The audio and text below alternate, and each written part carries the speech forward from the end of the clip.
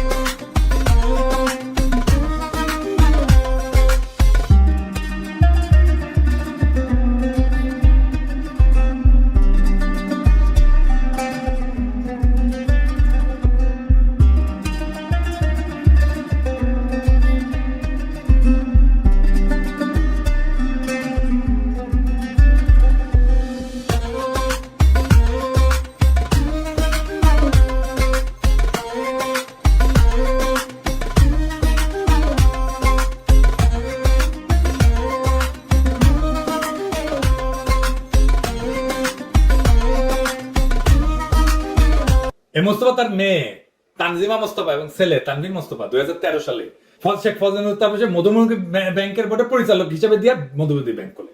এই মধুমতি ব্যাংক দিয়ে হাসিনার হাজার হাজার কোটি টাকা পাচার হয়েছে। নিয়মিত নানাভাবে হাসিনাকে চান্দাও দিয়ে গেছে। দেখেছেন, ব্যাংক করলে চলে না, গ্রাহকের টাকা ফেরত দিতে পারে না, আর চান্দা দিয়ে গেছে হাসিনা। আবার মজার জিনিস দেখেন, এই মধুমতি ব্যাংকের কাঁচা খোলা প্রমোশন করে গেছে পন্দের আলো। তারা নাকি খুব সুশাসন করে চালিয়েছে ব্যাংকটা। দেখেছেন, এটা সে মানে দেখান না কি লিখেছে। দেখেছেন, লিখেছে কর্পোরেট সুশাসন বজায় রেখে 6 বছর ধরে ব্যবসা করে যাচ্ছে। দেখেন, দেখেছেন তো মতি মিয়া ব্যাংকটার হোগা মারা সারা হইলো কেন? এত কর্পোরেট সুশাসন থাকলে। দেখেছেন তো সব রসুনের গোয়া কিভাবে এক জায়গায়। তারপরে ফাইনালি এই যে সোয়াবিন তেলের দাম বাড়িয়েছে, এটা মেঘনা গ্রুপের কারসাজি। এই চাপ দিয়ে দাম বাড়াইছে সরকারকে, এই হারামজাদা চাপ দিয়ে দাম বাড়াইছে। আমি কইছিলাম না মেঘনার মধ্যে সুবামু, ওকে আসলে মেঘনার মধ্যে সুবানো লাগবে। আর ফাইনালি তার 72 টিভি আছে, তাই না? আসেন 72 টিভি নিয়ে একটু দেখি 72 টিভিটা সে কেমনে সামলাইছে, কেমনে সেটা ধ্বংসের হাত থেকে রক্ষা করেছে, কেমনে জয় বাংলা হওয়া থেকে রক্ষা করেছে। এই 72 টিভিটা হাসিনা ডাইরেক্টিভ তৈরি করেছে সবসময়। এরা 5ই মে হেফাজত গণহত্যার পটভূমি তৈরি করেছে, মামলা হয়েছে বলে এর নামে, দেখেছেন? এই খুনি হাসিনা শেখ মুজিবের তোষামত করার জন্য এই নিউজ চ্যানেলটা সারাক্ষণ এটা কাজ করে গেছে। এমনকি 2024 জুলাই বিপ্লবের সময় 71 টেলিভিশন মিথ্যা তথ্য প্রচারের মাধ্যমে ছাত্র জনতার বিরুদ্ধে দাঁড়াইছিল। জুলাই বিপ্লবের সময় 71 টিভি ছাত্র জনতাকে জঙ্গি ট্যাগ লাগাইছিল। 2001 থেকে 2006 সাল পর্যন্ত দেশে জঙ্গিবাদ চরম রূপ নিয়েছিল। এবার শিক্ষার্থীদের আন্দোলনকে আশ্রয় করে লন্ডন থেকে আসা নির্দেশে জামাত শিবির ও বিএনপি নাশকতায় লিপ্ত হয়। আর এর সিও ছিল মোজা বাবু, যার বউ এমপি ছিল আওয়ামী লীগের। সীমান্ত অতিক্রম করে ভারতে যাওয়ার চেষ্টা করার সময় গ্রেপ্তার হয়। আর মোস্তফা আমাদের স্বাধীন বাংলাদেশে স্বাধীনভাবে ঘুরে বেড়াইতেছে, হাসিনা এবং ইন্ডিয়ার এজেন্ডা বাস্তবায়ন করছে। 71 টিভির অপকর্মের লিস্টই তো আনলিমিটেড। হাসিনাকে তোষামত করে তারা একটা প্রোগ্রাম হোস্ট করতো, নাম হইতেছে হাসিনা প্রতিদিন, দেখেছ?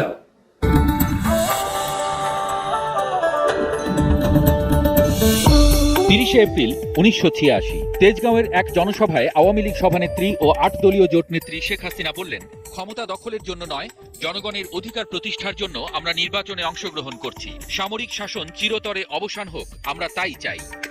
এই মোস্তফার ডাইন হাত ছিল এই কুখ্যাত মোজা বাবু। হাসিনাকে তেল মারাই তার মুখ কাটছিল এবং এই মোজা মোস্তফার সাথে সব জায়গায় উপস্থিত থাকতো। এমনকি তার এক মেয়ের বিয়েতে এই যে তাসনিম মোস্তফা, তার উকিল বাবা ওই মোজা বাবু। এর আর এক দুর্বৃত্তের সাথে সম্পর্ক আছে। কে সেই দুর্বৃত্ত দেখে আসেন। এই মোস্তফা তার একমাত্র ছেলেকে তানভীর মোস্তফাকে বিয়ে দিছে মাহতাবুর রহমানের সুগন্ধি কোম্পানি হারমাইন গ্রুপের চেয়ারম্যান এবং এনআরবি ব্যাংকের চেয়ারম্যান এর মেয়ের সাথে। মাহতাবুর রহমান হইল আর এক দুর্নীতিবাজ মাফিয়া, অশিক্ষিত। এই মোস্তফা মাহতাবুর রহমানের সহায়তায় কোটি কোটি ডলার দেশের বাইরে পাচার করেছে। এরাই এখন আওয়ামী লীগের সবচেয়ে বড় ফান্ড দিচ্ছে, এই মাহতাবুর আর মোস্তফা, যেন খুনি হাসিনা আবার ক্ষমতায় ফিরে আসে। সারা দেশে যে মিছিল হচ্ছে না, এটা করছে, অশান্তি হচ্ছে, হত্যাকাণ্ড হচ্ছে, সব এগুলো করছে এরা একা এসেছে এদের কাছ থেকে। এই $1 মিলিয়ন বিয়ের অনুষ্ঠান সারা বাংলাদেশে জাতীয় সংবাদে প্রচারিত হয়েছিল, দেখছেন? গেল 4 দিন ধরে সংযুক্ত আরব আমিরাত সহ মধ্যপ্রাচ্যের বিভিন্ন দেশে প্রবাসীদের মধ্যে আলোচনার কেন্দ্রবিন্দু একটি বিয়ের অনুষ্ঠান। মধ্যপ্রাচ্যের স্বনামধন্য ব্যবসায়ী আল হারামাইন গ্রুপ ও এনআরবি ব্যাংকের চেয়ারম্যান মাহতাবুর রহমান নাসিরের মেয়ে সামিয়া রহমান এবং বাংলাদেশের মেঘনা গ্রুপের চেয়ারম্যান মুস্তাফা কামালের ছেলে তানভীর আহমেদের বিয়ের অনুষ্ঠান মূলত এই আলোচনার জন্ম দিয়েছে। 4 দিন ব্যাপী এই বিয়ের অনুষ্ঠানে 17,000 অতিথিকে আপ্যায়ন করা হয়েছে। শুধু তাই নয়, পৃথিবীর 70টি দেশ থেকে বিভিন্ন দেশের কূটনীতিক, ব্যবসায়ী সহ নানা পেশার আমন্ত্রিত অতিথিরা ছুটে আসেন রাজকীয় আয়োজনে। ছিল বাংলাদেশের উচ্চ পর্যায়ের রাজনৈতিক ব্যক্তিত্ব, ব্যবসায়ী, ব্যাংকার, কূটনীতিক, সাংবাদিক, তারকা খেলোয়াড় সহ নানা পেশার অতিথিরা। আমাদের দেশের দরিদ্র মানুষেরা বিদেশ থেকে মাথার ঘাম পায়ে ফেলে রেমিটেন্স পাঠায়, আর এরা $1 মিলিয়ন পাচার করে। আর সেই $1 মিলিয়ন পাচার কইরা পোলা মাইয়ার বিয়া দেয় হারামজাদা। আর সেই বিয়াতে আওয়ামী লীগের এমন কেউ না উপস্থিত ছিল না। এই মাহতাবুর রহমানের অপকর্মে কিছু নথি দেখান, এডিটর সাহেব দেখান না। এই মাহতাবুর কিন্তু জুলাই বিপ্লবে খুনের আসামি, দেশ থেকে পালাইছে। দুবাইয়ে যারা আওয়ামী লীগের লেসপেন্সার পলাইছে, তাদের পুনর্বাসন, তাদের টাকা পাচারের হোতা ছিল এই মালটা। জুলাই গণহত্যার সময় যাত্রাবাড়িতে গণহত্যার জন্য মাহতাবুরের বিরুদ্ধে একটা হত্যা মামলা দায়ের করা হয়েছিল। মোস্তফার মতোই মিডিয়ার উপরে তার ক্ষমতা এবং প্রভাবের মাধ্যমে খুব কম সংবাদ মাধ্যমে এই খবরটা প্রচার করছিল।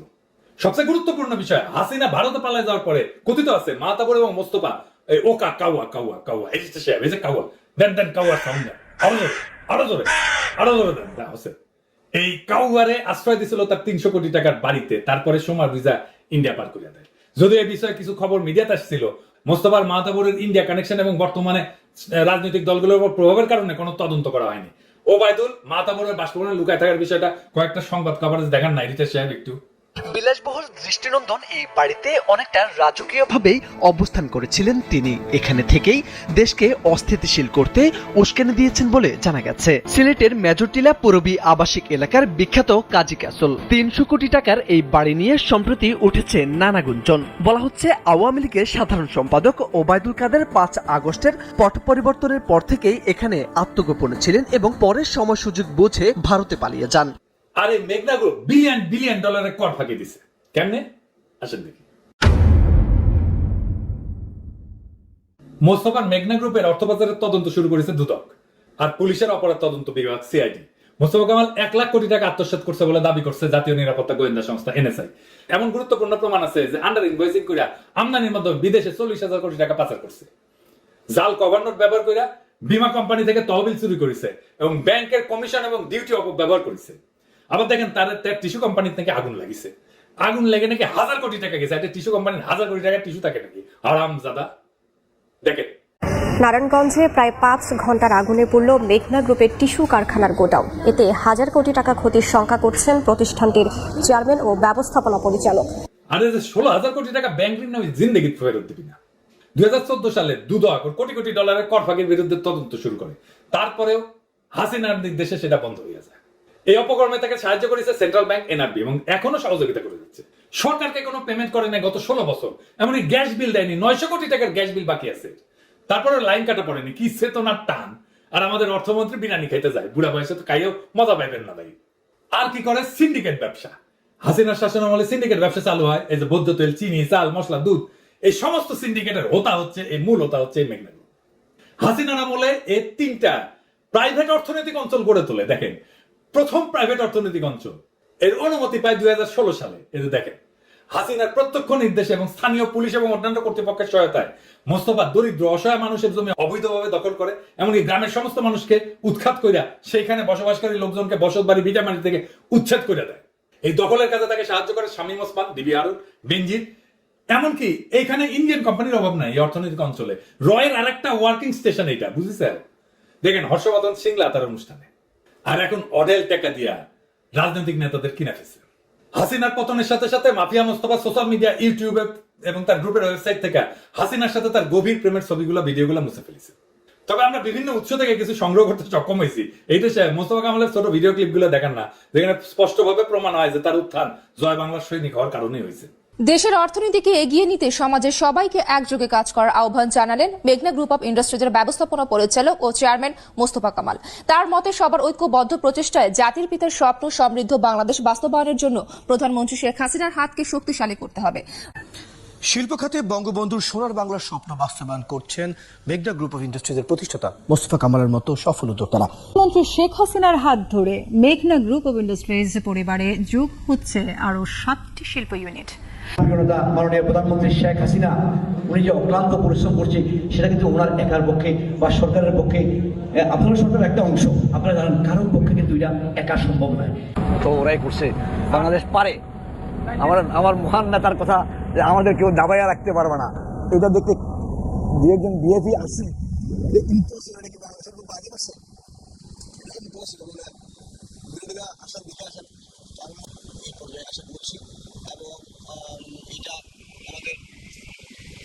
জাতির পিতা আমাদের বাংলাদেশের যেসবগুলা যে স্বপ্ন দেখছিল এই দেশের মানুষকে অন্তত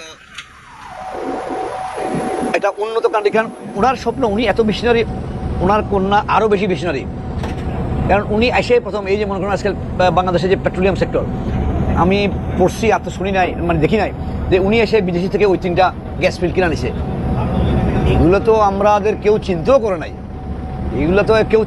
নাই, তো এখন এগুলো ধরুন উনি চিন্তা করছে, উনি এসব ম্যাপ দিছে কীভাবে ভিশন 2020, 2030, 2040, তো এইগুলার লক্ষ্যে যেভাবে কাজ করছে ইনশাল্লাহ আমাদের উনি যে টার্গেট ঠিক করছে আমার মনে হয় আল্লাহর রহমতে আমরা তার আগে এগুলা অ্যাচিভ করতে পারবো ইনশাল্লাহ।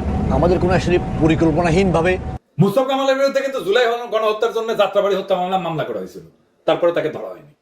দেখি স্যার, ডেইলি স্টার এবং রয়ের সাথে তার ঘনিষ্ঠতার কারণে এটা নিশ্চিত করছে কোন মিডিয়া এই সংবাদটি যেন প্রচার না করে। তবে যুক্তরাজ্য ভিত্তিক একটা অনলাইন নিউজ প্ল্যাটফর্ম 31 অক্টোবর 2024 সালে সংবাদটা প্রকাশ করেছিল।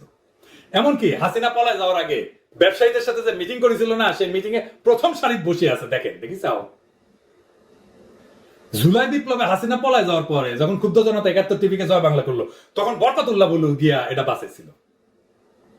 এবং আমাদের কাছে খবর আছে, এই বরকতুল্লাহ বলু মোস্তফাকে প্রোটেকশন দেওয়ার জন্য ৭১ টিভিতে শেয়ার নিতেছে।